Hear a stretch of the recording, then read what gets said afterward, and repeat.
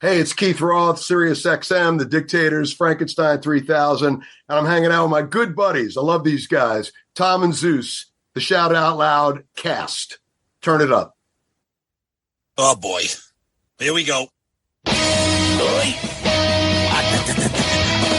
This is Gene Simmons. Put that cookie down. Yes. Stop pressing the button. Stockbroker Simmons. Star? Paul Stanley. Is that what he does? Stop shouting. My name is Ace Frehley. He's not what you would call a handsome man. Oh, no. Here come the kiss times. Is that a positive thing? Okay. All right. I'm going to grab me an ice cold mellow yellow. Why? Why do that to the fan? Stop it. Why? Because fuck them. That's what I'm talking about. 617-525-0850. You do? Hey, fucko. Do you like kiss? Settle down. Hello. Hey, what's up there, Kiss Army?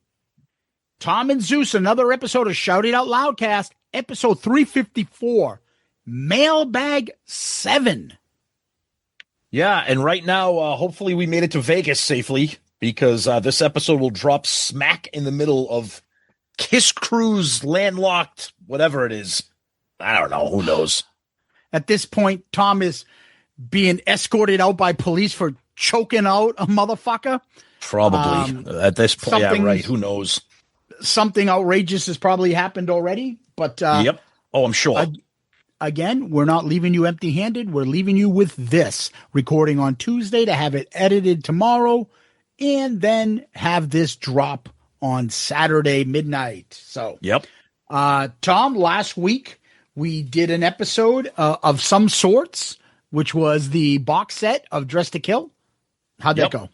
Yep. So we opened up the box set this time and kind of picked through all the stuff that was in it, and we did a poll. We said, which part of the box set are you most excited about this time? The outtakes and the demos, the goodies and the collectibles, the full Kobo show, or the full Davenport, Iowa show? No surprise, 57% are most excited about the full Kobo show. 23% excited about the outtakes and the demos, 16% the goodies and collectibles, and about 5% for that Davenport show. I don't think there's really any wrong answers here. Our buddy Steve says it's got to be the Kobo show. Shame that a few more live shows weren't added. Well, brace yourself for the Alive box set because that's where you get them. Tennessee Duke, always the demos. Can't wait for y'all to review them. Yeah, we love that too. Joseph Kiss Sr., the Kobo show got my vote. It has the most repeatability for me. Yeah, and it sounds fucking unreal on that box set. So that is definitely something to look forward to, especially when Alive comes out, because I'm sure those are going to sound amazing too. Dr. Two says the items are so cool and put together with such care and thoughtfulness.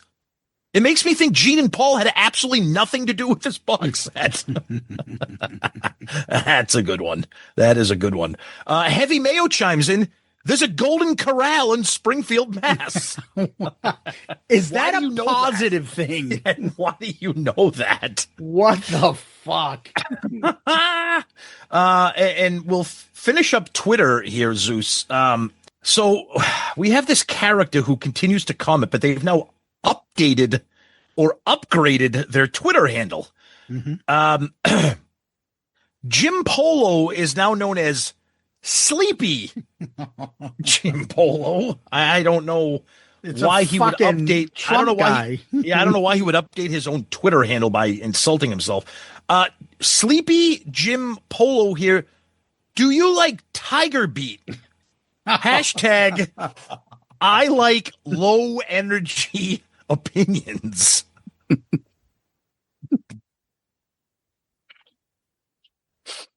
All right. That's what we got for Twitter this week. Jesus Christ. Well, you'll get a lot of them over there at the event that we're going to be at because nobody will have a strong opinion. This is the best thing I've ever been to in my entire life. All of it was incredible. Oh, my God. This is so perfect. Oh, Paul. Is a super fan guy going to be there?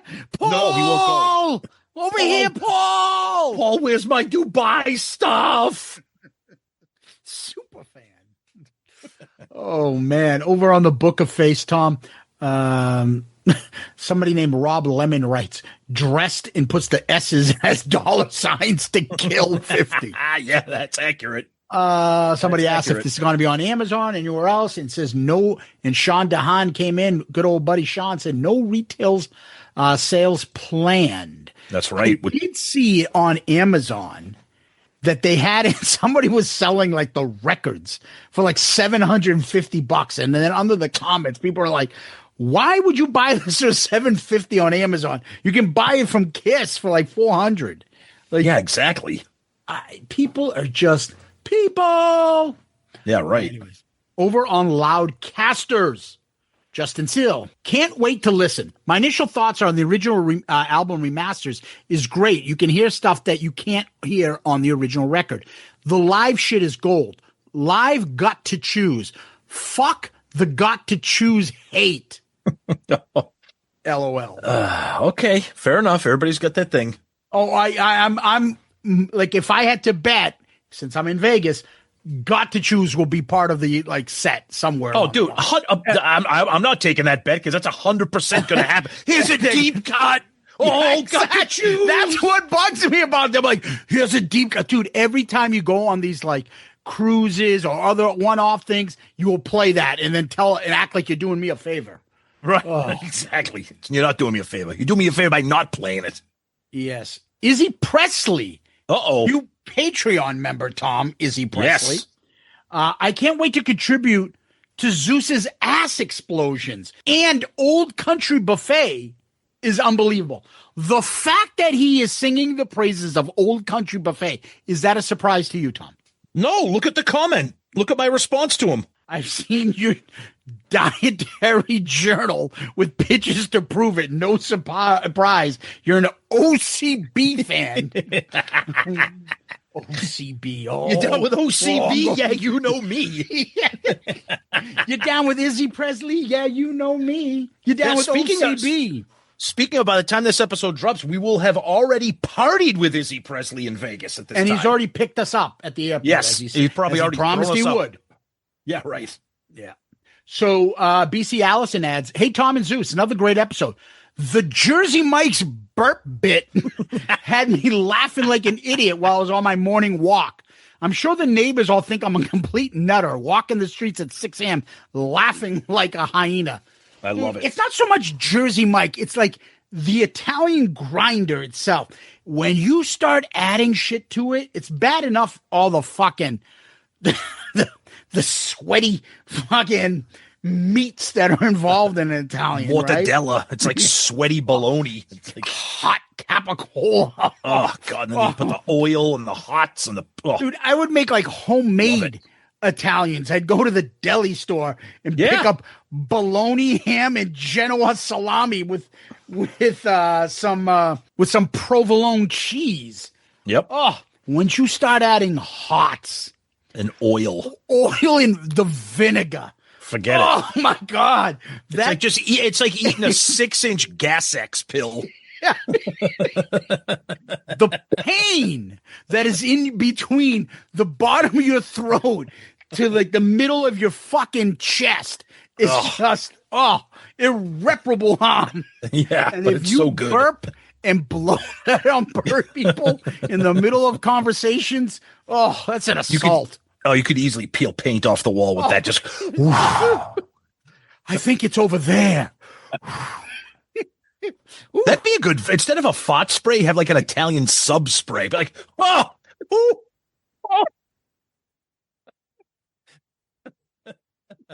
Between that and a meatball grinder's burp too, that would be a fucking killer too. A meatball sub burp. Anyways, he had more to say. Yeah, right. Totally agree about the ill timing of these Kiss items. Let's not forget that Christmas, a major expense for most, is just around the corner. For many, not one, but 2 high-end box sets and a weekend in Vegas might be too much. The band should have considered this, but as we know, Kiss typically doesn't extend their fan base such courtesies.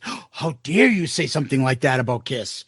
Again, He's so can't right. wait- Yeah, I agree. And again, can't wait to hear your take on Vegas and wish I could be there to meet you both and buy you a beer. Everyone else is free to buy us a beer.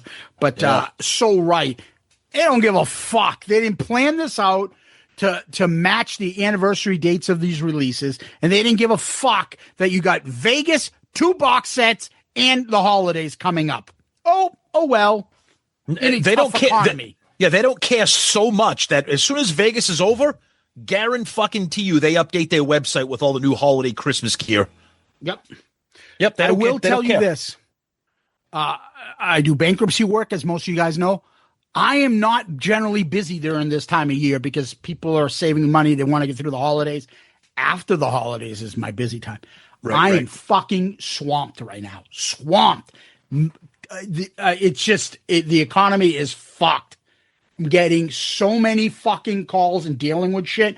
This is not my busy time. It is now. Mm-hmm. I don't know. It's bad out there, people. I am telling you, I see it on my end. Anyway. Did you tell them to stop buying Kiss box sets? So let's list some of your assets. You got anything expensive furniture? Well, I got a Kiss lunchbox. Dude, I'm not putting down a Kiss lunchbox. Well, what about I have a stack of Kiss magazines that are worth thousands. Oh, fucking God. I got an autograph by Black Ace from Kiss Meets the Phantom. What's that worth? That's actually probably worth, so I'd buy that. Jody Harriman writes, I'm really dying to know how expediently Kiss stars rushed to their ordering mechanism when T divulged there was a Peter picture. Oh, jeez. Oh, no. Joey? I don't know. I just like to wear tight pants. Romanik. Shout out Loudcast Hall of Famer, Tom. Yes, indeed. And shit store galore. We'll get to that afterwards. Love it. He knows how to play it. Joey Romanik writes, I listened to the box set on Spotify. While it's interesting to hear demos and alternate mix of studio tracks, the live discs are the highlight for me. Musically and performance-wise, they're very close to a live. I can see why they picked the versions that they did for a live album. What really stands out for me is how different Paul's stage rap sound on a live versus the box set. I wonder if the raps from a live were redone in the studio because the ones in the box set are pretty low energy. Maybe that's a hint right there. Low energy in comparison. Maybe he's fucking Sleepy Jim Polo. Maybe. I don't know. He's just dropped a hint. His call and response to the crowd during Peter's solo on a live truly does sound like they're going to bring the roof down. On the box set, it sounds like Dave Chappelle imitating a white guy. Excuse me, mister. Do you believe in rock and roll? Spoiler alert, Paul is not cool. That's awesome. Just offended the Paul Tarts. Charles, don't call me Mark Eaton.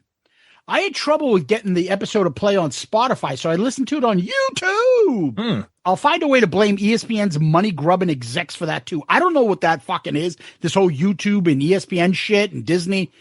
But anyways, I know there's a lot of background to that stuff. Disney screws up everything they touch these days, but they can't stop me from getting my Shout It Out Loudcast fix. I checked on that, Charles, when you wrote that, and it was up there on Spotify. There's no issue there, so I don't know what's going on. Yep. Gordon, don't call me Forrest Gump. Duncan. Dang, boys, I don't buy the box sets, but I enjoy listening to this one so much I'm tempted. Thanks for giving us some idea of what's in it. Flophouse should have someone do an unboxing, but we can't expect that from them. On another note, 6 months or so after the smaller disc coupled with the book would be something the non-box setter like me would buy. Doubtful again that will happen. As always, great job. Keep up the great work. Thank you, my friend. Yep. Frank Anzalone, who we will see in Vegas. That's right. Excellent episode. Looking forward to you guys reviewing the rest of the disc. Personally, I have to bit of crow on this release. Like most of these, I thought we did. Did we really need a DTK box set? I was wrong. This box set is everything it should be and then some. It even reignited my passion for this era of the band. I'm normally not into all the swag and junk of box sets and just focus on the music, but this one is different. A DTK vinyl slip mat? Hell yeah. I even got a new tie that I can wear in court. Surprisingly, I like this best of the first 3 box set releases. Now bring on a live box set. Wow. Okay, nice. Our old friend Sean DeHaan wrote, side note, the quote from Paul about Ace being anti-Semitic bugs the crap out of me. And similar sentiments always have. As evidenced by the pictures in Lydia Chris's book, people fooling around Japan with Nazi costume on. Ace Peter? But who was that third person in the photos? Oh, Paul Stanley. Anyway, short but sweet episode. Another beauty. Thank you, Sean. We appreciate anytime you jump in. Tom, let's go over to your favorite, and that is Blue Sky. On Blue Sky, we got Matt Murphy here. Nice episode. I'm not a collector, but I'm looking forward to your reviews of the music. With Ace passing, we should cherish whatever material, especially live stuff, that gets released in nice quality rather than the bootlegs we might have. Also, sending you both thoughts and prayers for your upcoming Peter album review. At least it's not produced by Vinnie Barbarino for Mad Sweat Hog Productions. And Tom, don't be throwing shade at York Steakhouse. Dude, I used to go there growing up. If I'm throwing shade at it, it's ironic shade. I used to go there. Meadow Glen Mall in Medford, Massachusetts. York Steakhouse, baby. I just passed that the other day after going to Natalia's field hockey game at Malden Catholic, and I had to stop off at Kelly's Roast Beef, the Murph place there. Nice. And I cut through the Meadow Glen Mall. I'm like, I think that's where somebody got stabbed in the 8th grade. Oh, God. And people were stopping off at Chess Kings to buy a new hopping suit, Tom. Just swing by Tello's for a pair of Jabots. I'm like, what's the other place there? Tello. For a pair of fucking Z Cavaricis. All right, Tom, let's go over to YouTube. Joseph Kiss Sr., who we now know his identity. Very fortuitous that you guys brought up Eric Singer showing up in Vegas on this episode. Now that that they finally announced him as participating. Glad he's involved. And they were able to come to a deal. On the box set topic, I got the CD version. I'm really happy with this one. You guys did a great job breaking down. Good stuff. Looking forward to the live box set. JCO 258. I don't know who the fuck he is, but he's got to be from Boston. He writes. Go ahead. Eddie Andelman reference under 7 minutes. Hey, how are ya? Jambalaya.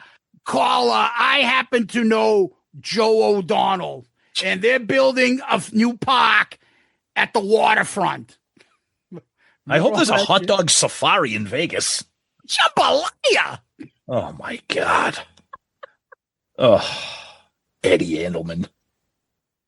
Dale, you and your hockey Krishnas, whatever the fuck you used to call them. Yeah, hockey Krishnas used to call them. Fucking bozo. Yep.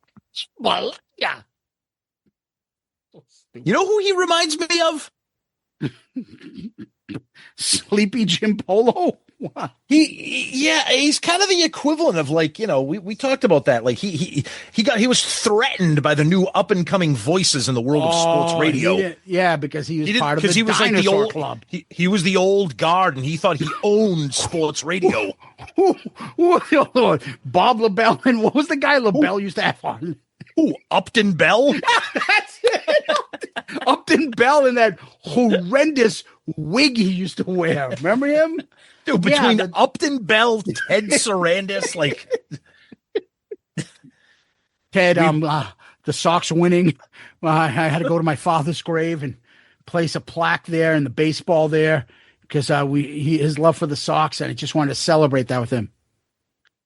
685-0850. Next caller, you're on the air. Oh, Ted Nation. If I had no fucking empathy, these people would be pouring their hearts out and be like, 2 hours of retractable roof talk. Jordan Caron. Oh, dude, this is such inside baseball shit we're doing right now. I don't care. That's why there's a fast forward. 3 people are fucking laughing at this. Yeah, but those 3 people love it. Jambalaya. We've covered the Meadow Glen Mall and Boston Sports Radio. Welcome, new listeners. Who's coming up next? The Touchdown Twins. Fucking Evan Mannix and fucking from the Patriot Ledger or whatever. Blinky from like fucking some no-name paper. That's how bad the Pats were. Nobody covered them. Nobody did. And that's until Parcells came in and Bledsoe changed everything. If you're a real Patriots fan, you remember it wasn't Brady that changed the franchise. Oh, it was Bledsoe and Parcells. It was Parcells coming in and them grabbing Bledsoe. Changed everything. That's right. And then they had everything. Then they actually won something. But they were respectable when those two came in. That's right. Super Bowl appearance. Absolutely. Yeah, absolutely. Yep. And it's so true what you're saying about like the old guard, the dinosaurs. It's the same. It's a perfect analogy. The Felgers and Maz that are very familiar here. Yep. That people just have to listen to whether they like them or don't like them. Yeah, exactly. Very familiar.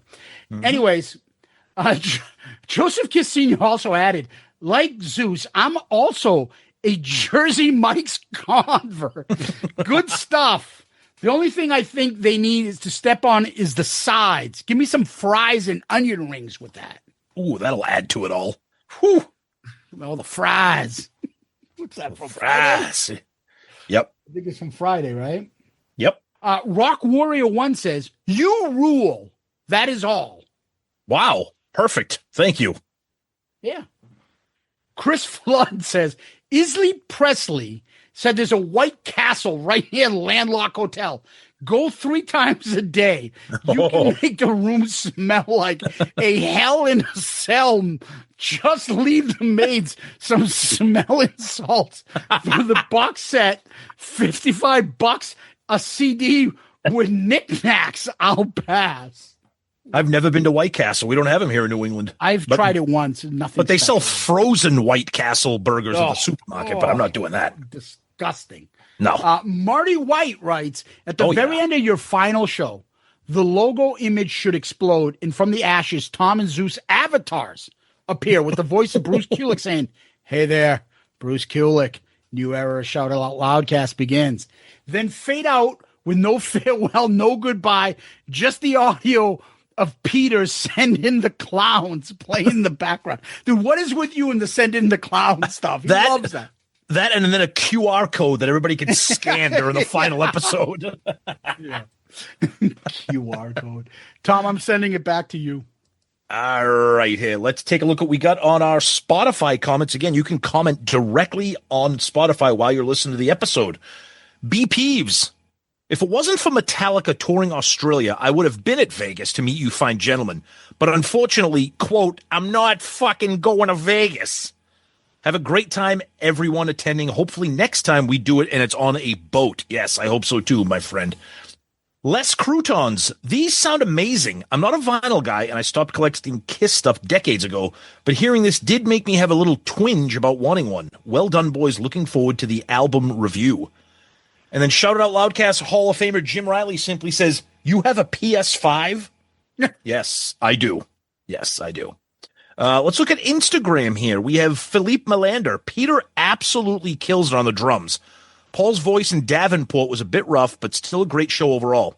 The guitar picks are actually copies from the Rock and Roll Over or the Love Gun tour. During the Dress to Kill tour, Kiss used plain white picks. Philippe Melander, that is one of the ultimate kiss-tard things I've ever heard in my entire life. And and I mean that as a compliment. That is amazing that you are criticizing and correcting the goodies that are inside the box set. I love that. That's amazing. Abusement. Thank you, T&Z, for going into detail all the little extra goodies in the DTK box set. Made my fingers twitch to hear they included guitar picks. Well, listen to Philippe tell you they're the wrong ones. Hearts, thoughts, and prayers to John, who was mentioned battling through his health issues. Wish you all the best and hope you have an amazing time next week in Vegas. First of all, Abusement, thank you. Second of all, this is what I love about the Loudcasters. Even though some of you have never met each other, everybody feels like they know each other. So I really like that. So thank you, buddy. And we're going to wrap up our feedback this week with a comment that's not necessarily related to last week's episode, but nonetheless, it got quite the conversation going. And this is from Shout Out Loudcast Hall of Famer Joey Romanek, who shared a picture and a post regarding something that's in the news about Evan Stanley and Nick Simmons recording music and posting a picture of them dressed like a Greta Van Fleet cover band. But anyways, that's my opinion. Joey Romanek posted on Shout Out Loudcasters, quote, to me, this collaboration is more of a legit continuation of Kiss than the stupid avatars are. If Kiss thinks that they'll gain new and younger fans by projecting cartoons playing 50-year-old songs onto a screen and will therefore live on in perpetuity, they're about as delusional as Rachel Gordon. The sons of Gene and Paul creating new music will carry the torch for the next generation, if it's good. Anyway, perpetuity is a big word, and many Kiss fans aren't the brightest people in the world.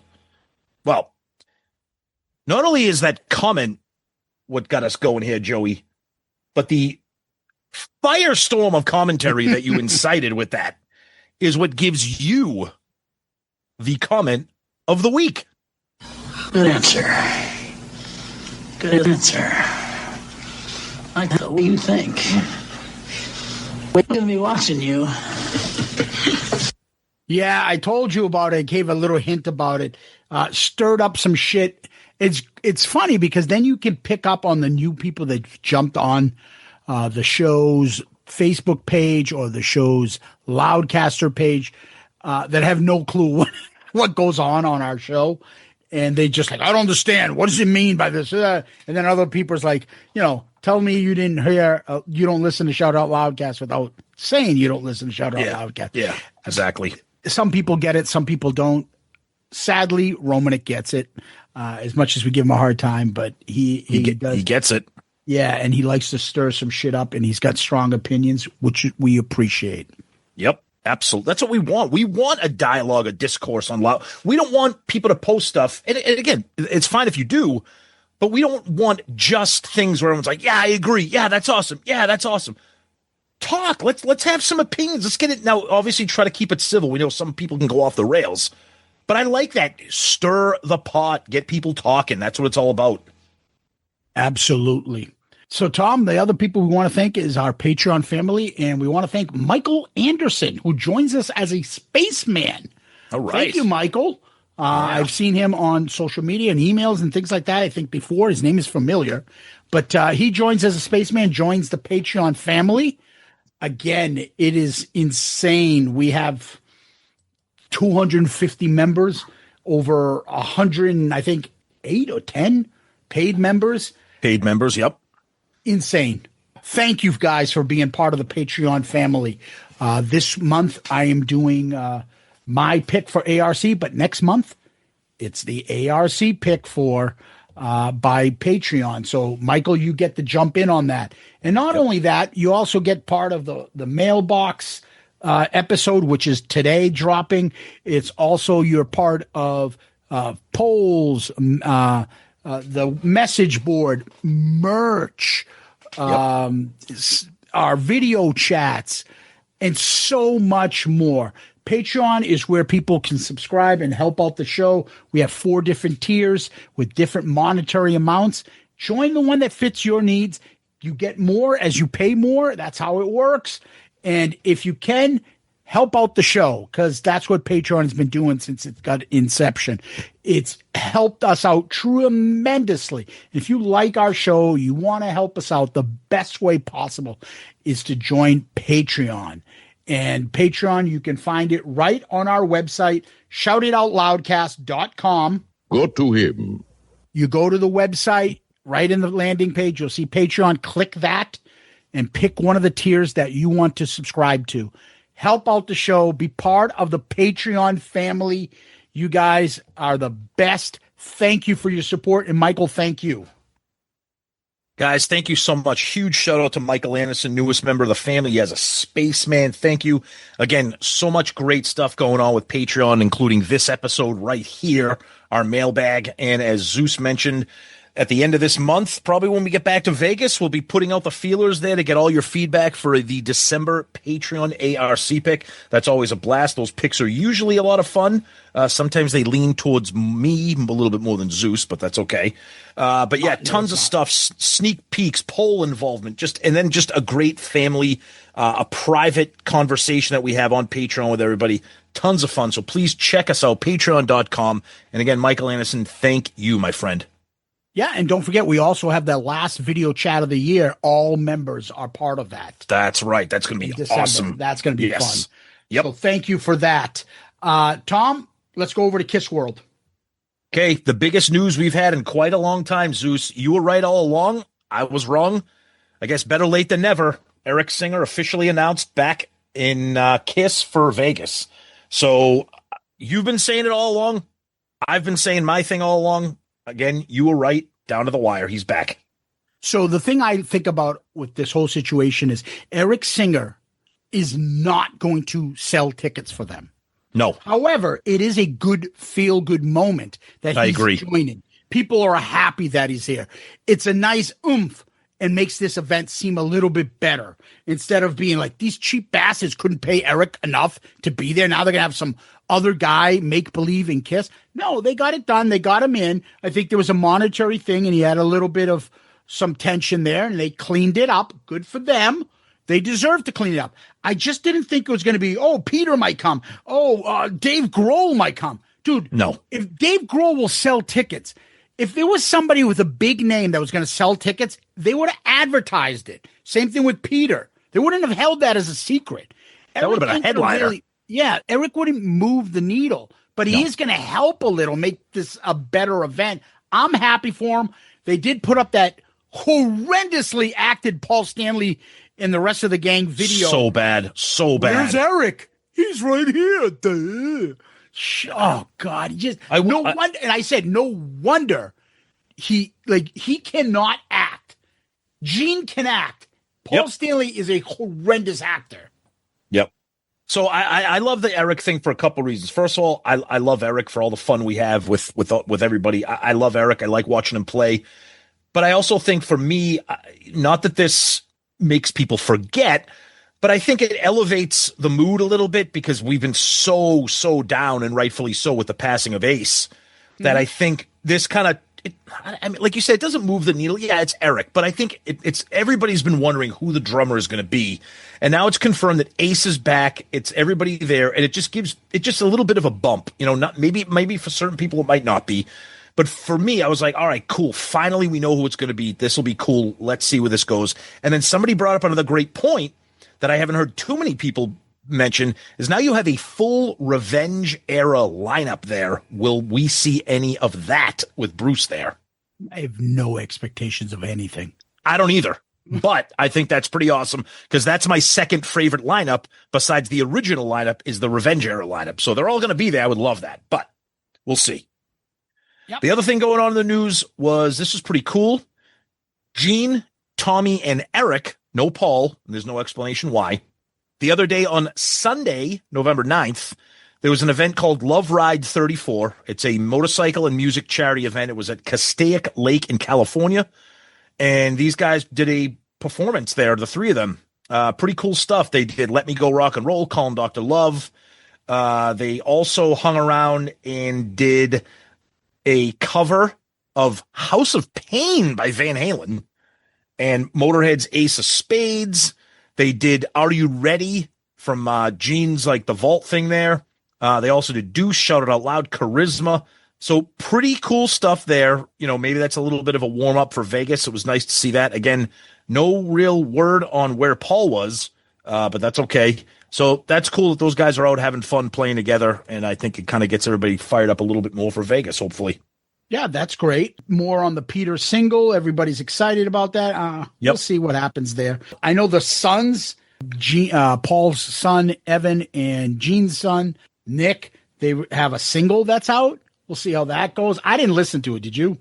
Yeah, I did. It's fine. The stupid picture that they posed with, like they were like Greta Van Fleet wannabes, Led Zeppelin with the hand over the eye and the hand gestures. And this is not Kiss music. This is not Kiss music. And blindly loving what Nick and Evan are doing. I'm sorry. That's just ridiculous. If it's good music, absolutely. We'll talk about it. Maybe we'll even review some of their albums if they release one. I don't know. But I'm not going to be like, oh, well, it's Evan Stanley and Nick Simmons. It's got to be good. This is my new favorite band. Maybe it will be. I don't know. I'm not complaining about it. I have no problem. I have no opinion of it one way or the other, to be honest. No, I don't either. But I mean, well, actually, I take that back. Yeah, I do have an opinion of it. And once again, it's anything that's even remotely connected to the world of Kiss just gets 5-star reviews. It's like, all right, let's relax, people. Jesus. Well, they do get some hate from people. Some people hate it. Yeah. But we'll see. The cause of death for Ace came out, and people are fucking flipping out because they have to do this stuff. It's not a conspiracy, people. It's the law, dummies. It was blunt force trauma to the head. We knew he fell. Dude, they just did the same thing for fucking Diane Keaton. Right. Like everybody, there's always like the report that comes out after somebody dies. Relax, people. They're fucking ruining his memory. I don't want to see this posted anywhere. Why? I just sent that to Zeus. There was a fucking, I'm not going to name the KISS group. Maybe you're part of it. Maybe you're in it. The moderator of the KISS group was not allowing people to share the TMZ story in his group. That is legitimately insane. It was not a tabloid report. It was factual information from the coroner's office. Yeah, people are just overly sensitive about certain Come on. things, and they're taking it the wrong fucking way. I don't get it. Oh, my God. Just stupid. Yeah, so that was the other thing that was out there, and it is what it is. I mean, what are you going to do? So, Oh, well. Tom, let's take our break. Stop. Don't talk anymore. You know, I'm still hearing his fucking echo. I love that one. He's so angry. Oh, God love Ace. Jesus Christ. Incredible. Tom, Mailbag VII. Yes. So I think this is our biggest mailbag we've ever had. It is stacked.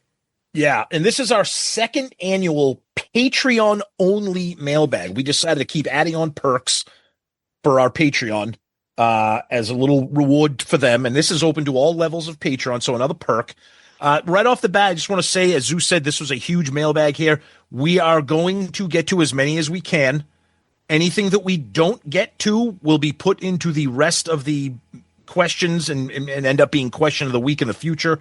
I can tell you right now, we're just not going to be able to get to all of them. And we're unbelievably grateful for the questions that you guys sent in, and they will be heard. Trust me. They just probably will not all be heard during this episode because thankfully we got a ton.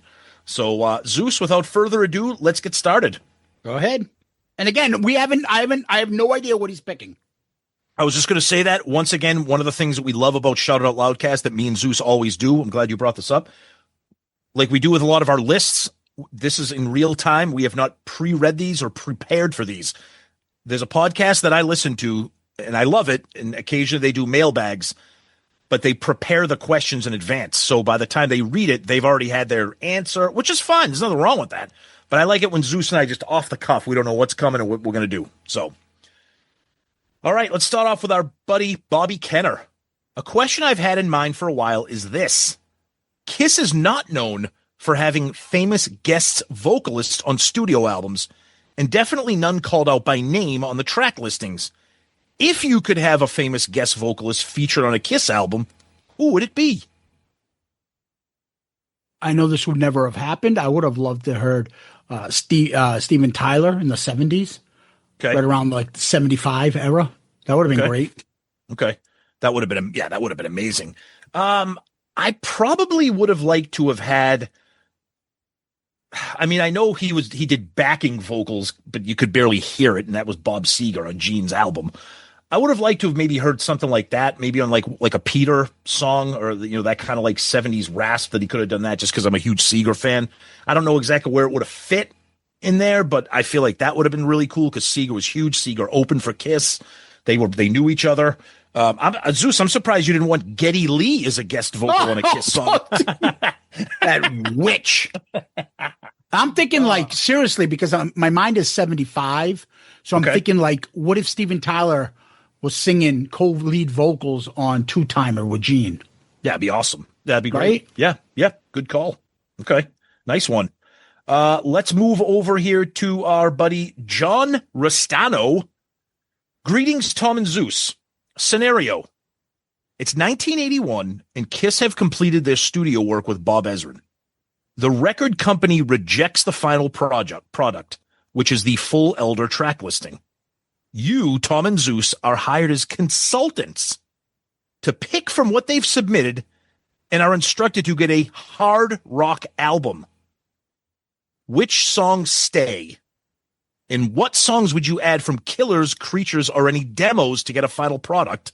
Furthermore, will Eric Carr get a lead vocal?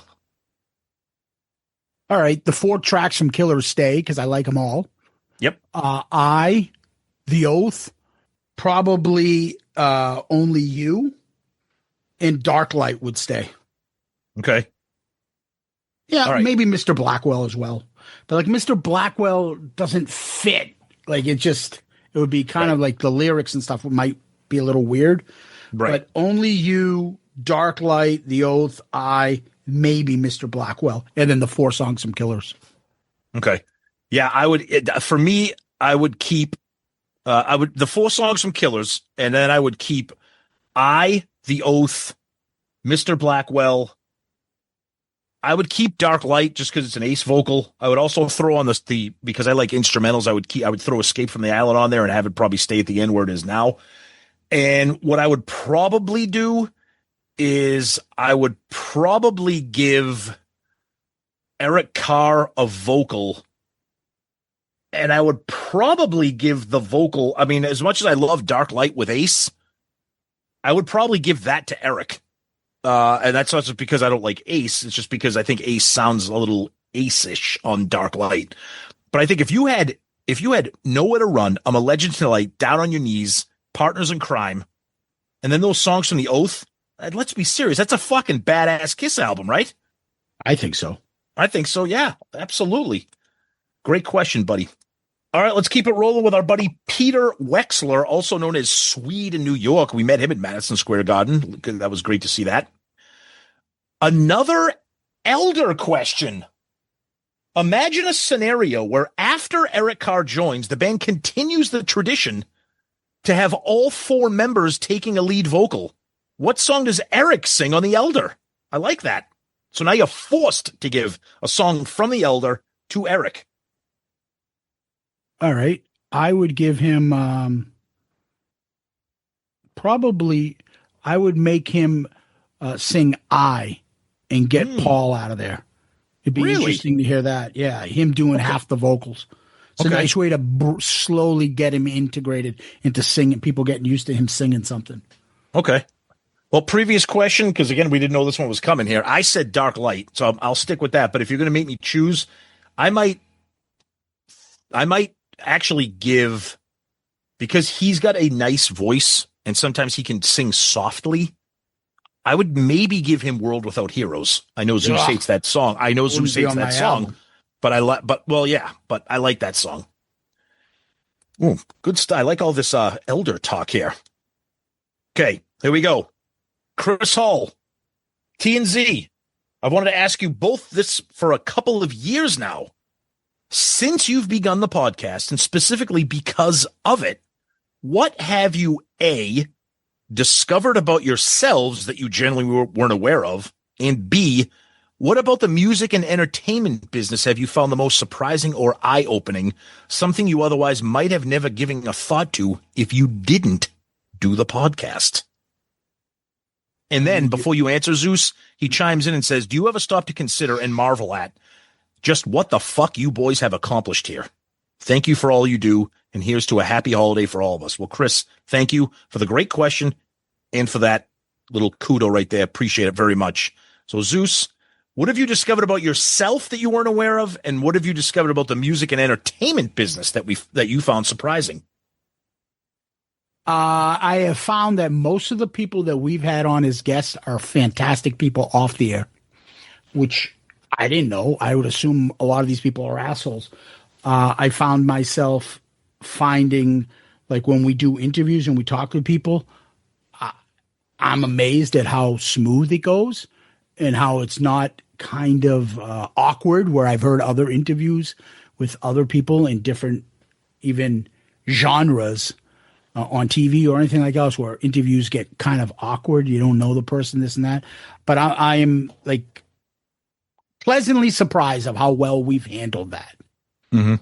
Perfect. You kind of, all right, Zeus, that's perfect. You kind of knocked off both in one. So for me, discovered about myself that I genuinely wasn't aware of before. I wouldn't say that I wasn't genuinely aware of it before, but I think doing this podcast, Zeus and I are both type A personalities. We're both OCD, but I think it taught me to be able to give and take and share responsibilities. I like to lead and I like to like kind of do things, but because Zeus and I are both that same way and because we both can do it, I think I learned that certain things, as long as I can trust the person, then that's going to work. And Zeus has done the exact same thing with me. So I like that, because without this podcast, I'd probably still be, the pain in the ass that I am anyways, which I am, but that's okay. And in terms of the music and entertainment business, I would definitely have to echo what Zeus says. It's shocking to me how down to earth a lot of these people are. Just regular people that love music. They love Kiss. They love music. They love geeking out about music. Some of the guests that we've had on that don't even talk about Kiss that we've had on for ARC episodes. I mean, springs to mind Ryan Spencer Cook when we had him on with like for Elvis, or Zach Throne when we had him on for Ozzy.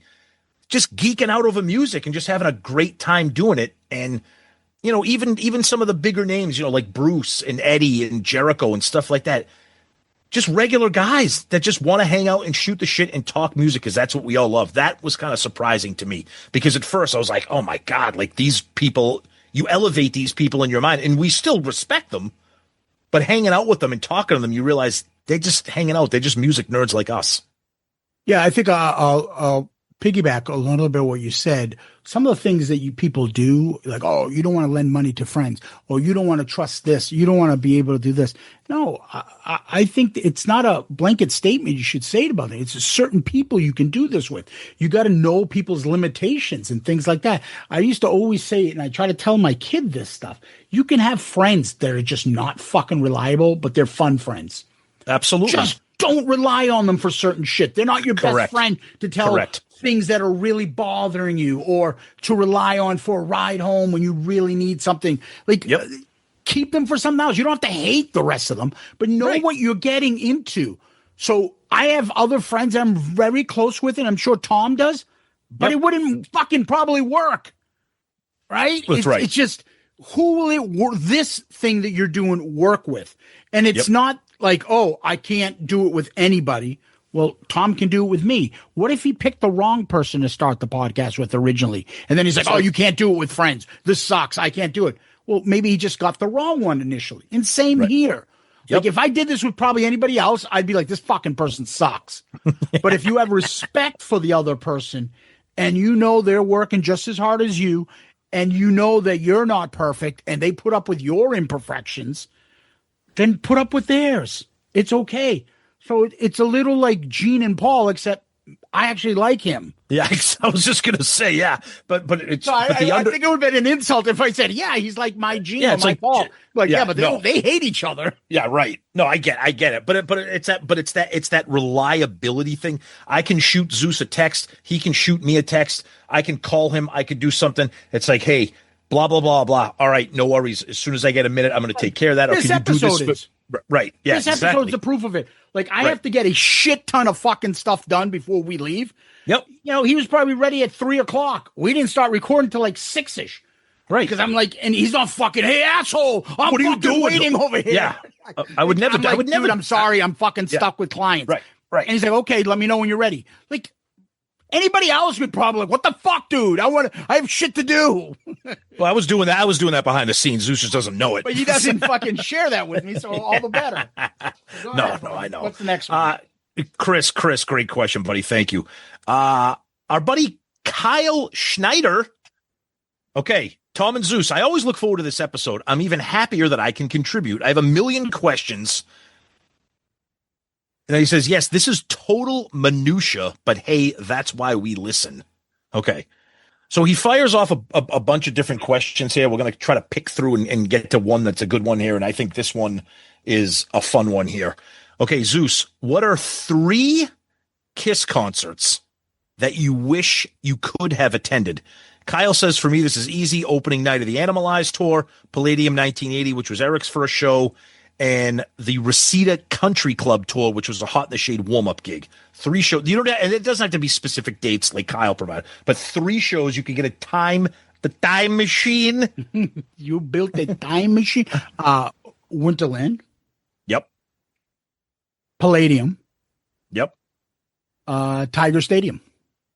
Oh, okay, good one. Tiger Stadium. Okay, for me, it would Well, the be reunion for those that aren't. Yeah, of course. For me, I hate to sound like I'm ripping you off here, but I'm going Winterland.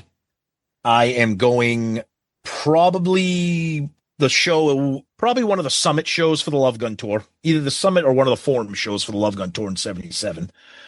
And then one of my biggest regrets as a Kiss fan, and my mind wasn't in it at the time, anything from the Revenge Tour. Anything from the Revenge Tour. I fucked up and never went to that tour, and I regret it to this day, and that's why I'm kind of getting a little friggin' pants tent about all the guys being there in Vegas. But yeah, I would do Winterland, the Forum, or the Summit for Love Gun, and then something on the Revenge Tour for sure. Yep. And Kyle, thank you for those other ones. Trust me to them, but we appreciate it, and we always appreciate your support, my friend. All right. Music Vampire chimes in. Okay, he's got two questions here. We're going to get to one tonight. We'll bank the other one. Oh, God. Here's a good one, Zeus. How has your Kiss fandom changed after doing the podcast for several years? Now that you know more behind-the-scenes information that you didn't know before through research and just meeting people, do you love the band more or less since starting the podcast? Can I say both? It depends on my day. Absolutely, you can. Yeah. There are times I'm so fucking annoyed with the band. Musically, I like the band more. I will say that. Musically, I like the band more. I discovered more stuff. I started listening to more deep cuts. I like the band more. The rest of the shit, probably less. Just dealing with the day-to-day stuff and a lot of the fucking Kiss tards out there and the stupid shit of having a podcast and what comes with that and the other stuff. But yeah, I would probably say musically more, the rest less. I will tell you right now, as a Kiss fan of the band and the music, I've never been. I don't think I've ever been a bigger fan of the band than I am right now. Wow. The music, yep. I listened. The music, the deep cuts, my vinyl collection, all these bootlegs I have, and these unofficial releases. The music, as a fan of the Kiss music, it's probably the highest it's ever been, and I credit the show for that, because before the show, I listened to Kiss. I put them on shuffle or I'd throw in double platinum or whatever. I always listen to Kiss, but now I'm listening to them literally like all the time. Okay, now the other part of this, it's kind of like what Zeus said.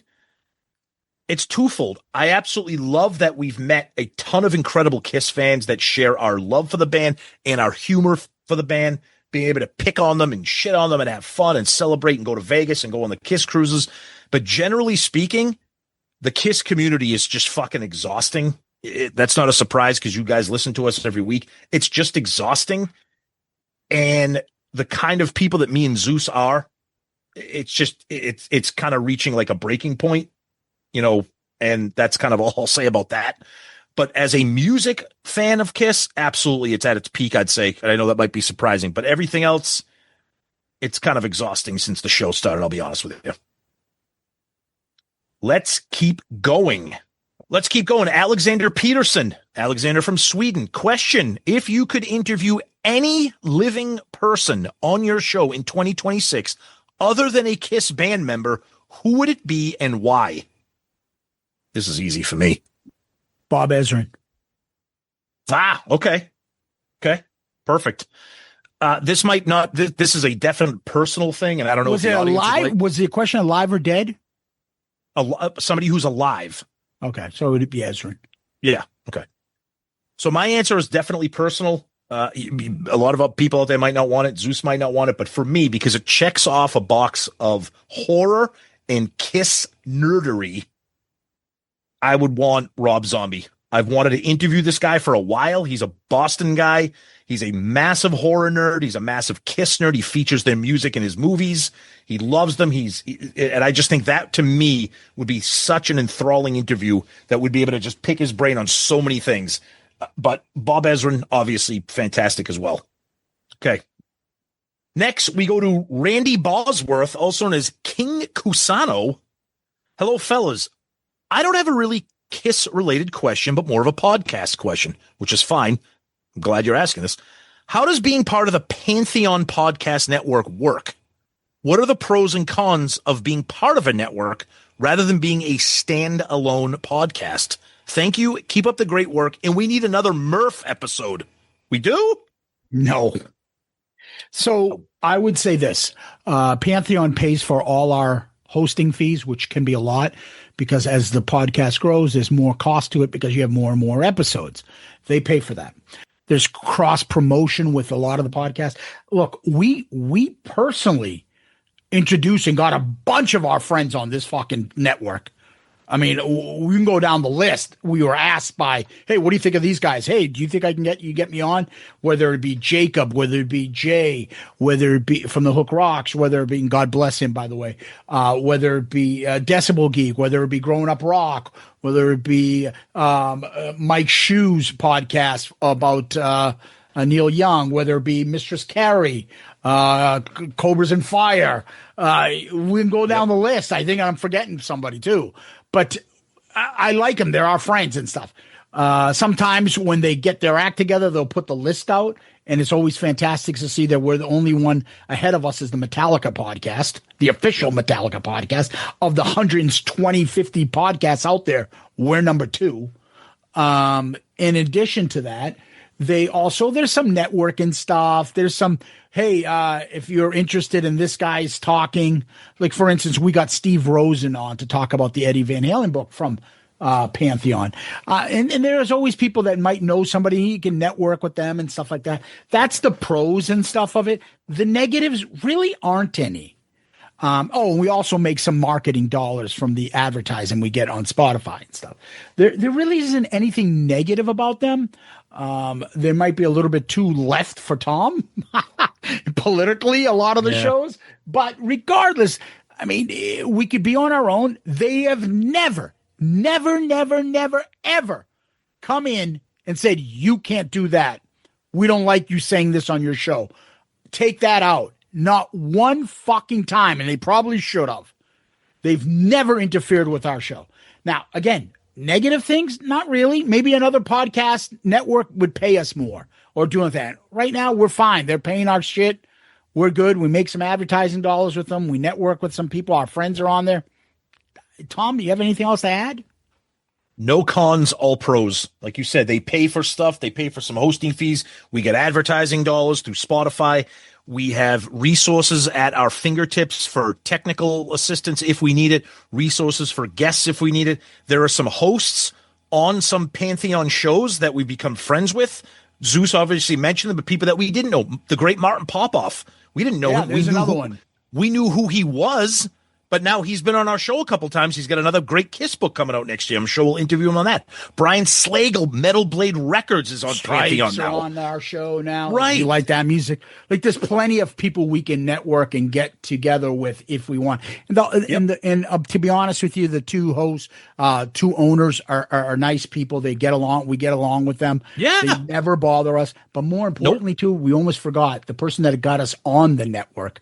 Go ahead. The great Daryl Alber, who does right. all our reels and shorts and stuff. And he's a great resource and loves to text me all sorts of strange Elvis stuff on weird times. So I can tell you right now, being part of the network is great. And like Zeus said, the biggest thing is that they never, ever for a second have interfered with the content or the way we do our show at all. And that's huge. So, Yep. All right. Great question. Let's move on. David Clark. What would be one thing that could happen at Vegas that would make you think, holy shit, I did not see that coming? Thanks for all you do. Appreciate the work you put into the podcast. David Clark, also known as Clark's Side of the Moon. Tom knocking somebody out, I would see that, so I can't put that in there. I think Peter just showing up unannounced. I was just going to say Peter. Yeah, Peter. Peter unannounced would be like, or like the most fucked up thing, but I know this would never happen. Vinny being there. Oh God, my brain didn't even go there because I thought it would never happen. Like that would be the most shocking. Like, holy shit, Vinny Vincent's here. Yeah. Right. Yeah. That would be it. Yeah. Besides Peter, honestly, I Kiss has done so much shit and so much stupid shit that I can't imagine there'd be many things that would be jaw dropping. But I think Peter walking out on stage to promote his new record and then have him sit down with the band would blow us all away. Or Paul being genuine. Well, I was just that was convincing. That was my next thing. Yeah, Him having like a heartfelt discussion about the passing of Ace and maybe dedicating a song to Ace. I'd be like, well, I fucking didn't see that coming. Yeah. Yeah, exactly. Good one. All right. Our buddy Murph. Oh, no. Oh, this is good. Now pay attention here because he paints a scenario here because Murph loves his long-winded scenarios. As most of the listeners of this show probably recall, there was a show called Dallas that was on Friday nights. Ooh. Exactly. There was a bizarre season where Bobby Ewing was killed trying to save Pam, played by the smoke show known as Victoria Principal. He's gone for an entire season and they mourn his death. But in the very last episode, Pam wakes up to find Bobby in the shower because it was all a dream. If Gene and Paul wake up on December 1st, 2023, and realize that Pop House and Madison Square Garden were only disasters in their dream, what do they do differently? The honest truth? Yes. Nothing. Knowing them, what's wrong with it? Fuck them.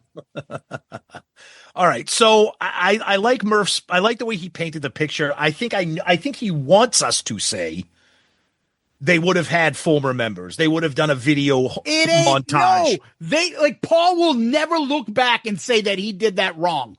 I know, but that's the point of the question. Of course, they would never wake up and think they made a mistake. But if they did, my guess is Murph wants to hear that as the answer. What would they do? First of all, if anybody was going to respond to the fan outcry, quote unquote outcry, it would be Gene. He'd be like, God, maybe the timing was off. Maybe the production was off. Let's do this. Paul's like, I don't give a shit what you like. I don't care. You act as though they made a judgment call and as though what do we do? No, Paul was probably presented this and told that it's going to be a disaster. And he's like, fuck them. I'm not bringing them on stage to show that they're just as big as us and that I didn't fucking do this on my own and got us still here. Fuck them. He knew there would be backlash. He didn't give a fuck. There's no waking up from a dream and going, I would change it. He wouldn't change a fucking thing. The only thing it sounded like he had a little bit of buyer's remorse, and I mean a little, is when he was getting some feedback about the avatars. He's like, yeah, well, maybe the presentation was blah, blah, blah, blah, blah. That but again, I'll give you. But the rest of it, no fucking way would he ever. He knew exactly that he'd get bullshit, and he fucking's like, fuck him. I don't care.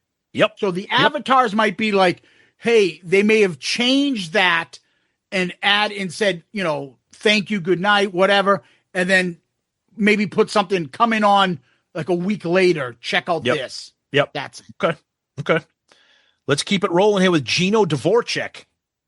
I remember being a little disappointed the first time that I heard Gene's real talking voice, aside from Kiss Meets the Phantom, where it was altered with special effects. I thought it would match his look and his persona, but instead he sounded more like a news reporter. So my question is this. Do you think it would have added to the mystique if before they took off the makeup in interviews, if Gene didn't speak and instead he just made menacing faces, stuck his tongue out, and made some growls and snarls? I know it probably wouldn't have happened because Gene loves to talk, but I can picture it, and iPhone would have been even more attracted to his character. Absolutely not. Exactly. Who's going to fucking speak for in the interviews? Yep. Mushmouth Ace or fucking Peter? What the fuck? I mean, come on. It couldn't have been just Paul. Gene fucking was the spokesman. He had to talk to all the reporters, all the interviews. Gene did all that shit in the beginning. He was they couldn't use him. But hold on. But I think his question, I think his question was, if Gene didn't talk and kind of just sat there with a growl would it have added to his character? No, not a big difference. What is he, a fucking mute? No. Frankenstein? Nah, but if he just did, if he pretty much what Gino's asking is, if he behaved like he did in Phantom during an interview, would that have helped? Be like, I don't know if it would have. I don't know. I understand what he's saying. Is like when sometimes when they talk, it takes away that mystique because you just want to look at them as monsters or characters or superheroes or whatever. But I get what you're saying, but I don't know if it would have added. I don't know, Gino. That's a good question. I guess whatever you feel like, I guess, would be the answer. But I don't really have a problem with Gene's voice. I like it. It's deep. Stanley the one-eared monster. Stanley the one-eared monster. Jesus. You said somebody was a monster? Oh. God, poor Paul. All right, let's keep going here. Julian Grandison, with your ridiculous comments about bringing the podcast to an end, it got me thinking about an alternative option. Imagine if you could choose your replacements.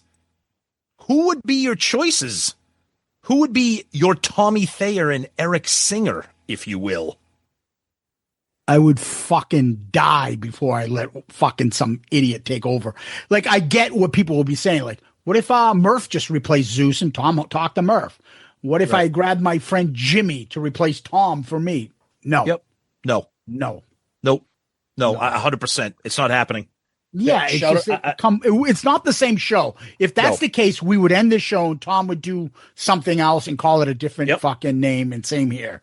Yeah. Right? Now we love when we love when Murph is on as a third man. We love when whoever is on. Murph's taking a beat. Well, fuck him. He's in Aruba right now, anyways.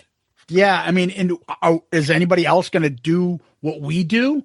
Right. And get what we get for a reaction and listeners? And I have over 2,000 comments on YouTube. Are you going to get 2,000 comments on YouTube if it's the Tom and Heavy Mayo show? This week, we're taking a trip to Old Country Buffet with Heavy Mayo. No, but like you said, if one of us decided it's like, I can't do this anymore. I love you, brother. Good luck. I can't do it. The show would not be Shout Out Loudcast. It would be blah, blah, blah, blah, blah.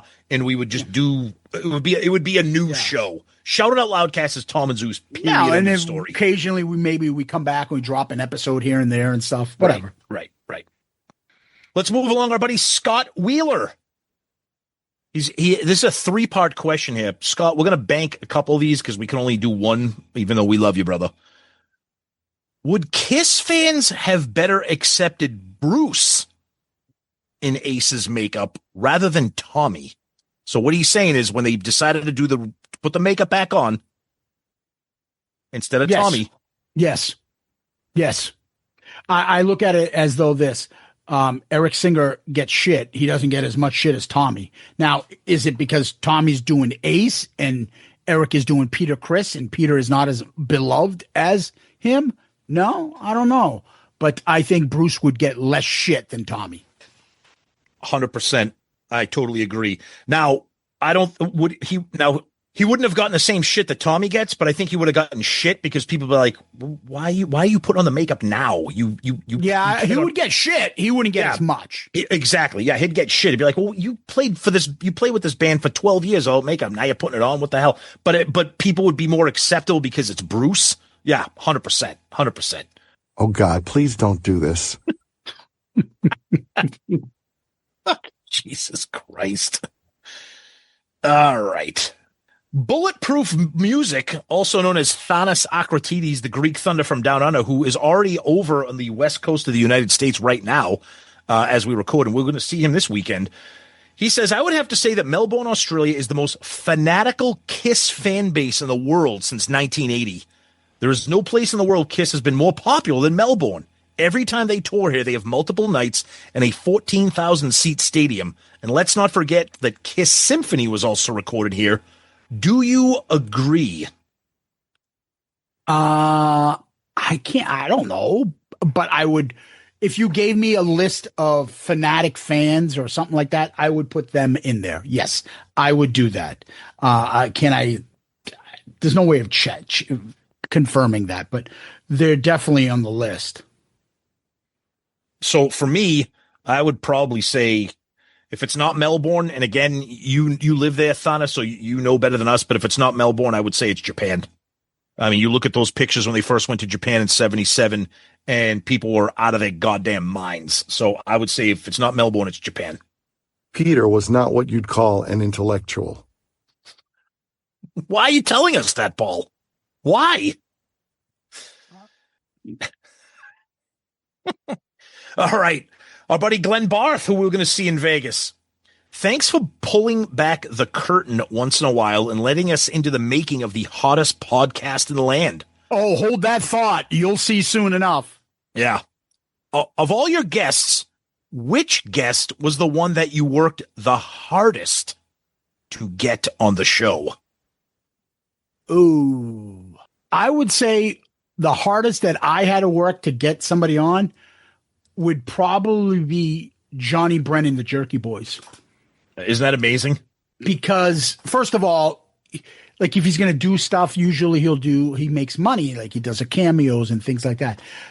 But I don't have the Kiss reach to say, come on the Kiss podcast. So it's kind of different, but I worked it with him and we had been talking for quite some time, but to finally nail him down and get him on the show was probably the hardest. Everybody else, I'm not going to say it's easy because then I don't want everybody else to go, oh, if it's easy, then I'm going to do it. I think one that takes a little effort. Yeah, I think one that comes to mind to me because I just, and it was more that not that the guest was challenging, it was just challenging because of the incredible time difference, and that was when we were trying to get hooked up with Joe Lynn Turner because he lives on the other side of the fucking Bulgaria. Yeah, exactly. He's fucking sleeping with the vampires, so I mean that was like tough to get. But I mean, we supposed to have been on like 5 other times since then. He wants to come on, and exactly. He keeps saying it. Hey guys, when am I going? Dude, you fucking, we're not available at Sunday night at 2 a.m. That exactly, and that's what we mean. I mean, Joe Lynn Turner was awesome. One of my favorite guests. I love that guy. He emails us all the fucking time. All the time. Hey, when are we going to do this, boys? I'm like, right, but just trying to get him was difficult. But Zeus brings up a good point with Johnny Brennan because that was, like you said, it didn't have that Kiss connection. That was just a let's get him, and that was a challenge. And thank God the fucking episode was awesome, of course. But Glenn, good stuff. Let's keep it moving along here. We got our buddy Adam Stevenson. My question is twofold. Going on 7 years, week after week, you've continued to bring up interesting and engaging topics and interviews. We know that the Unplugged and Symphony reviews are still in the chamber. So besides nailing an interview with the Renaissance Man, the God of Thunder, or the CEO of Chris and Cusano, what is the one thing that you're anticipating to discuss the most in the untapped well of Kiss? And then we'll save the second part of his question. We'll bank that. Well, part of me wants to say, well, why are we telling you what we got planned? We want to surprise you with this kind of thing. Well, I think he's asking about stuff that like we know we'll get to. Nothing surprising, quote unquote, but something that we haven't covered. That platinum. How's that? Okay, so this one's easy for me, Adam, and that's when we eventually get to Extreme Close Up. The fact that we haven't done that yet, I've never been. It used to be Kiss meets the Phantom of the Park and Kiss Exposed, those videos. Extreme Close Up, that is the one I can't fucking wait to do. And whether we do it as a live cast, as a watch along, as a regular, I don't know, but that's the one I can't wait for. Okay. So that's great. Actually, you know what? I'm gonna ask the second half here, Zeus, of his question quickly. Do you think you two would be just as engaged in the world of Kiss without the podcast? No, absolutely not. 100% no. 100% no. No, because we go on the cruises, we go on these events, we go to Vegas and Creatures. When I got into Kiss from the podcast and on, you would be shocked at how many things I didn't know were out there. Me too. Oh, look at this. Shit, me too. Oh, this is something that's out there. Oh, this disc. Oh, this greatest hits it's in Japan thing. Like, I had no idea about these things. None of it. Nope. Yeah. Nope. The great Lana Cooper, or I should say the author. Yeah, Lana, you got to put your stuff on the Shout Out Loudcast, the Loudcasters group, your books. She's got short story books, horror books. Oh, this is good. We all know that Tom's Shed is the place to crash if you're a Kiss member in need of a place to get away from it all. What creature comforts do you think each of the band members would need to feel at home during their stay at Shea Shed? We all know Ace was happy with a steady supply of beef stroganoff, cabbage soup, and mellow yellow. Vinny just needs a couple dogs in the freezer. But what food or other items do you think the rest of the Kiss gang go through the eras would want on tap while enjoying luxury accommodations? On a slightly more serious note, thank you boys again for always bringing the laughs and a great start to the week. This show is part of my Monday morning routine and always puts me in a much better state of mind before slogging it out through another work week. And with Dorm Damage getting me over the hump, you guys are the best. Now, Lana, you are the best. Thank you so much. Zeus, what are we feeding the members of KISS? Got olive oil here. Put a little in your pan. And you want to throw in your prosciutto. Ah, God, Paul Prosciutto. God. Gene Simmons, I think he's like a big craver of frozen breakfast sandwiches. Fucking disgusting.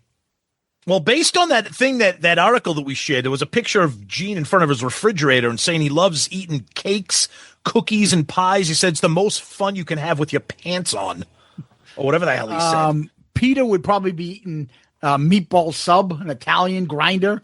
Oh, something yeah. like that, right? Bruce, obviously eating flapjacks. Yeah. He's making them for himself. And Tommy, give him a bottle of wine. Yeah, I think so. Gene's the kid that's eating like the candy, the cookies. Paul thinks he's going to be making orange juice pasta and shit. So yeah, I think Gene would probably can get him some hungry man meals. I think he eats shit until his family comes around and protects him. But he definitely is eating like those Swanson dinners. He buys those Marie Callender chicken pot pies. Those Encore Salisbury steak dinners. Oh, those school lunch fucking slices of fucking Salisbury steak. Oh. While I was in there, the bathroom started to smell horrible. The great Josh Brown is next here. If Kiss would have completed a soundtrack for an 80s movie, do you think it would have helped the band or would have been a possible repeat of The Elder? What movie do you think that they could have done? Streets of Fire. Oh, first of all, it's a good movie. Right? Or Escape from New York. Escape from New York, also a great movie. So, yeah, it would definitely have to be some kind of an 80s, like, cheesy, like, thriller horror movie. I know this is low-hanging fruit because Gene was in the movie. Halloween. But Fastway did Treat. Yeah, Fastway did the soundtrack to Trick or Treat, but if you listen to that soundtrack, which is good, it's super corny, it's super 80s, it's super like pop metal. That would have easily been a fantastic Kiss album. If they could have done it, would have been great. Mm-hmm. Other than that, I could see them doing like the soundtrack to God, something like that. Like, or again, I'm cheating because Paul appeared on it, but like the movie Shocker, that horror movie with the guy being electrocuted and stuff, something like that, something cheesy. I realized early on that Gene had been taught to value and appreciate money. Jesus Christ, Paul. God. All right, let's keep it rolling here. A few more. We're going to have to bank a couple of these for future because we still got a lot to get to here. So we're going to wrap it up after we got about two left. Our buddy Jason Worden, my question is this. There was a supposed bidding war for Kiss in the early days in which Casablanca won. Do you think that Kiss would have been successful on another well-established label like Warner Brothers? Maybe even more so, maybe working with a producer like Ted Templeton early in the career, like with Van Halen? No. I think part of their image and their fucking uniqueness, everything goes exactly with the brand new startup label. I think that worked. I think no, but I think no for a different reason. I think no, because if they fail at Warner Brothers, Kiss becomes a disposable band that Warner Brothers can afford to kick to the curb and start over and move on with Van Halen or whoever. Mm-hmm. Casablanca didn't have that luxury of being able to get band. They needed anybody they could get, and they invested in Kiss, and they needed them. I think Warner Brothers, it would have been a failure. Yeah, I think you well said. Exactly. Yep. They put their energy behind it. Yep. I have a Grammy on my shelf. Poor Ace. Goddamn poor Ace. All right, Zeus, we're going to finish up our Patreon mailbag this year with this one from our buddy, the great Brian Crizel. This is such a great way to end a fucking mailbag. First of all, he goes, sorry, this is what I could think up. Brian, don't ever apologize for sending us an email like this. If you had to rank each member of KISS, past and present, on how they would look as a woman, who would be the least and who would be the most bangable? First of all, none of them would be bangable because to me, they'd still be the guy, and I'm not into guys. I can't do it. I can't even answer that fucking question. You know, it's just. You're hurting me. You're really hurting me. Seriously, the only one that has any kind of that has any ounce of femininity in him is Paul. That's Vinny. He looks like a girl. Well, now he does. But Brian, we love you, brother. But I love that you asked that because you know that if you asked that for any other KISS podcast, they probably wouldn't have even read it. But we're going to read it. So, yeah. I don't know if Paul, because when he was younger, he might have a problem because. My dad, meanwhile, had taken to calling me Stanley Fat Ass. And as far as Gene goes, I don't know if he could make it as a nice woman. Gene had long hair and a beard under his double chin. He was very overweight. I don't think that's very attractive, Tom. Oh, God. Then again, I had nothing more than a stump on the right side of my head. Jesus Christ. That ends another mailbag. Tons of great questions and tons more to get to in the future. You guys rock. These are always so much fun. Zeus, our mailbag tradition continues. We ask each other a question. That's right, correct? My friend. Correct? Yep. And this is the question of the week. Hey, what is this, 20 fucking questions? No, Tom, it's our mailbag tradition. Why don't you ask first while I think of one? Okay. So we got the box sets, right? We got Destroyer, we got Creatures, we got Dress to Kill. Is there a box set that KISS could release with demos, outtakes, goodies, collectibles, concerts that you would not buy and add to your collection? Dude, that is like of course I would. There's nothing I wouldn't buy. So you would spend $400 on a Sonic Boom box set. Oh, absolutely. You would. Yes. Really? I like that fucking album. It's in like my top 10 albums. Oh my God. Even Unmasked, which I think I have ranked last, I would buy that in a second. You would? Yes. Okay, so I'm not gonna lie, this is legitimately shocking to me because I thought there'd be a cutoff somewhere where you'd be like, no, we're completists. It's KISS. The worst KISS thing is better than most bands. My favorite thing from them. Because I could tell you right now, and it's probably easier said than done because it's never gonna happen. If they released a monster box set, I'm not fucking buying it. You're buying it. You would buy it. Who are you fucking kidding? Okay, maybe I am. Okay. I have a question for you. Please. What is your favorite thing that we have added that's become a tradition on Shout It Out Loudcast? Oh, Jesus God, we've added a lot of things here. Well, it depends. Don't give me a bunch. Give me one. Yeah, it depends on what you mean by added. An episode, a guest, a situation, a catchphrase that we do, or something else. So for me, I think the thing that just has look, I love our show. We've said this. We want to make the show that we want to listen to. But for me, the thing that we've added to our show that has taken it to the next level, unquestionably, and the fans agree, is the sound drops. Really? Oh, absolutely. Really? I am shocked you're saying that. Wow. No. Yep. Wow. I am surprised. I threw pennies into the street in Chinatown because I knew he would run out and retrieve them. I used to just stand on the curb and fling them, and he would run into the gutter to get the coins. running to the gutter. He added gutter. Gutter. For that extra fucking. This guy was going into the gutters to get. This guy's like a rat. Like not into the street, into the gutter. Oh my god! That fucking. I just think the soundbite just adds so much because not only do they make us laugh, but then they make us like analyze them and stuff. I don't know. But the other part to it is also it added some life to the show.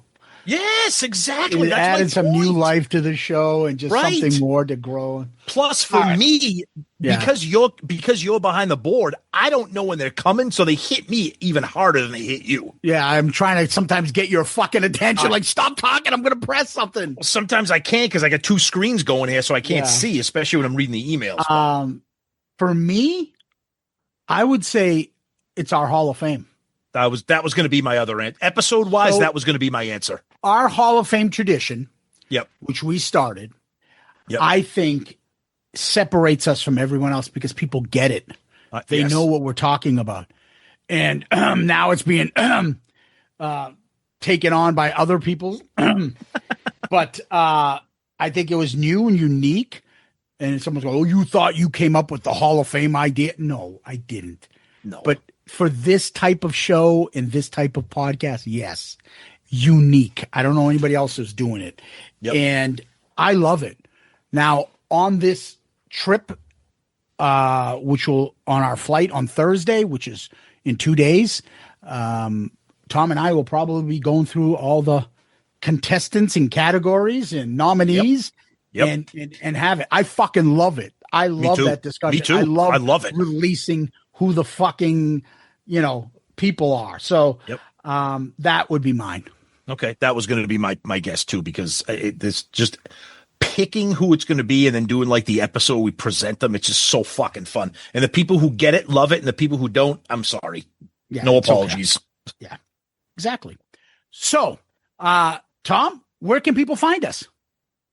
Website's always the best place to go. Shoutitoutloudcast.com. That's you can find all of our episodes, rankings, links to our friends' shows, social media, Twitter, Facebook, Instagram, YouTube, TikTok, Threads, Blue Sky, etc., etc. Links to our amazing merch. Printify is now running the show for our merch. Click on that link. Some amazing stuff there. And again, the holidays are getting closer and closer. Christmas ornaments, snow globes, you name it. Awesome stuff there. So please check out our website. It's incredible. It's so much fun. We put a lot of work into that, like we put a lot of work into everything we do for you guys. So please check that out. And of course, our email address, shoutitoutloudcast@gmail.com. And we always like to remind people, as we talked about it earlier tonight, we're a proud member of the Pantheon Podcast network of shows. Please DM us on Twitter, Facebook, Instagram, Threads, TikTok, motherfucker. Blue Sky as well. Check out our Spotify playlist where you go to the playlist and check our profile out, not the podcast, and you'll see playlists that Tom has created for us based upon the episode. You can subscribe and go to our YouTube channel. YouTube. That has been growing a ton. We're dropping new shorts and reels and stuff there, so thank you for that. Please then give us a 5-star child review on Apple Podcast, on Spotify, Facebook, even on our actual book, which is on Amazon. Still selling well right into the holidays. Go on Amazon, give us a 5-star review there. It helps us out tremendously, and we appreciate that.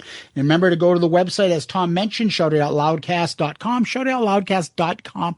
You can get merch, you can look up rankings, you can look up so much stuff there, and join our Patreon. So much there. Anyway, Tom, we always like to end with famous last words. Do you have any? Oh, yeah. I've been working at my job, slaving like a dog all day. And I've been thinking about you, girl, and watching the minutes slip away. Settle down, Stanley Eisen.